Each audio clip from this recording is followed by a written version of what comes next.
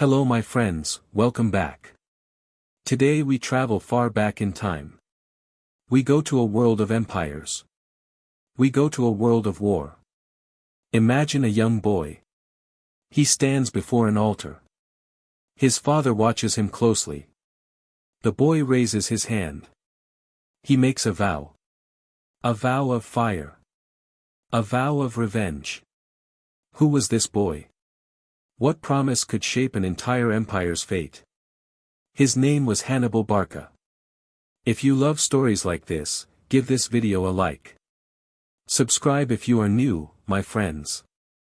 It helps this channel grow. Now, let us begin. Hannibal was born in 247 BC. His home was Carthage. Carthage was a great city.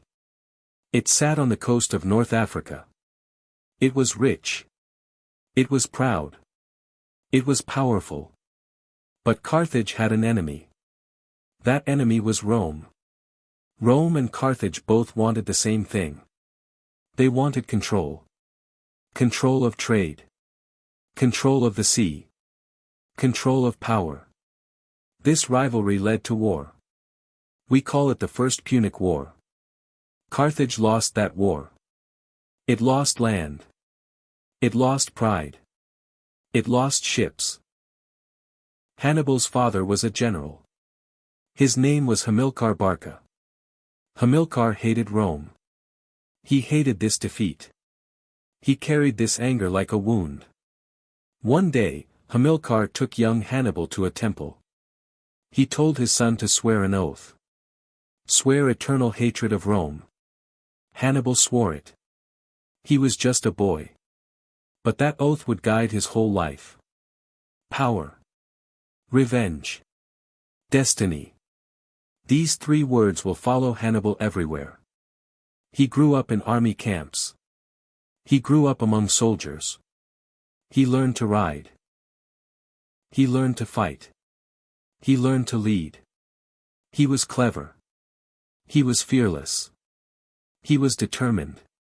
By the age of 26, Hannibal commanded armies. He commanded them in Spain. He was already feared. But his true test was still coming. He did not know it yet, my friends. But soon, he would attempt something the world had never seen. Hannibal's true enemy was still Rome. The old oath still burned inside him. In 218 BC, war broke out again. This was the Second Punic War. Rome expected an easy fight. Rome was wrong. Hannibal made a bold decision.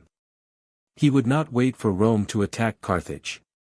He would bring war straight to Rome's door. But how? Rome controlled the sea.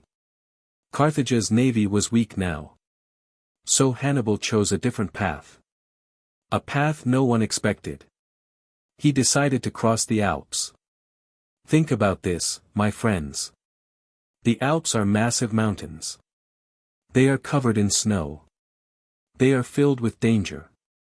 No large army had crossed them like this before. Hannibal gathered his forces. He had soldiers. He had horses. He famously brought war elephants too. The journey was brutal. Freezing winds cut through the camp. Steep cliffs dropped into nothing. Local tribes attacked from the rocks above. Many soldiers slipped and fell. Many elephants died from the cold. Food ran short. Men grew weak and afraid. Picture one moment. Soldiers stand on a narrow icy path. One wrong step means death. Below them, only fog and silence. Hannibal walks among them. He pushes forward. He does not stop. Courage. Power. Sacrifice. These words shaped every step of this crossing. After 15 brutal days, Hannibal reached Italy. His army was smaller now. But it was still alive. It was still dangerous. Rome was shocked. No one believed this was possible. Hannibal wasted no time. He won battle after battle. At Trebia, he crushed Roman forces. At Lake Trasimene, he destroyed another Roman army completely. Rome was losing soldiers. Rome was losing confidence. The people of Rome began to panic. Could this man be stopped? Was Rome's mighty power about to fall? Hannibal pushed deeper into Italy. He was close. Closer than any enemy before him. But Rome would not give up easily. Rome was gathering its largest force yet. A massive clash was coming. A battle so big, it would echo through history forever. Hannibal did not know it yet. But his greatest triumph, and his greatest turning point, were about to collide. Rome had gathered a massive army. Nearly 90,000 men. The largest army Rome had ever sent to battle. The place was called Cannae. The year was 216 BC. Hannibal had fewer men. Far fewer. But he had something more. He had strategy. He had patience. He had brilliance. He formed his troops in a strange shape. A curve. Weak in the center. Strong on the sides. Rome attacked the center first. It seemed to work. Roman soldiers pushed forward. They felt victory was close. But it was a trap. Hannibal's center slowly bent backward. Romans pushed deeper. Deeper into the curve. Then it happened. Hannibal's strongest men closed in. From the sides. From behind. The Romans were surrounded completely. There was no escape. No retreat. No mercy. Picture this moment, my friends. Roman soldiers packed together so tightly, they could not lift their swords. Dust filled the air. Screams echoed across the field. By the end of that single day, tens of thousands of Roman soldiers lay dead. It was one of the worst defeats in Roman history. Hannibal had done it. He had broken Rome's greatest army. He had proven Rome could bleed. He had proven Rome could fall. Rome trembled. Many believed the war was over.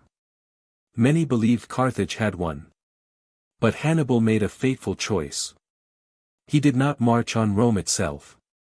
Some say his army was too weak. Others say he hoped Rome's allies would surrender instead. We will never know for certain. Rome did not surrender. Instead, Rome rebuilt. Rome adapted. Rome refused to break. Slowly, the tide began to turn. Hannibal stayed in Italy for years. He won more battles. But he could not finish the war. Carthage sent little support. Rome grew stronger every season. Then Rome made a bold move of its own. They attacked Carthage directly, back in Africa. Hannibal was forced to return home. Forced to defend the city he swore to protect. A final battle was waiting. A battle that would decide everything. His name was about to face its ultimate test. Hannibal returned to Africa. He faced a Roman general named Scipio. Scipio had studied Hannibal's tactics closely. In 202 BC, they met at the Battle of Zama. This time, Hannibal lost. Carthage was forced to surrender. The war was over. Rome had won. Hannibal survived the battle. But his world had changed forever. He spent his later years in exile. He moved from kingdom to kingdom. Rome never stopped hunting him. Rome never forgot his name. Eventually, surrounded with no escape left, Hannibal chose to end his own life. He would not be captured. He would not be paraded as a trophy of Rome. So ended the life of a man who once made an empire tremble. But Hannibal's story did not end there, my friends. His story lived on. Military leaders still study his tactics today. The Battle of Cannae is taught in academies around the world. His crossing of the Alps is remembered as one of history's boldest acts of courage. Power. Courage. Sacrifice. These words defined his entire journey. Hannibal teaches us something important. Big dreams require bold action. Great challenges demand creative thinking. Even small forces can defeat giants with the right strategy. He also teaches us something else. Revenge can drive us forward. But it can also consume us. Hannibal won great battles. Yet his war, in the end, consumed his whole life. Maybe that is the real lesson here. Pursue your goals with courage. Pursue them with cleverness. But never let one path control your entire future. What would you have done, my friends? Would you have marched on Rome after Cannae? Let me know in the comments below. If you enjoyed this story, give it a like. Subscribe for more stories like this one. And tell me, who should we explore next time? Until next time, my friends. Stay curious. Stay brave. And keep learning.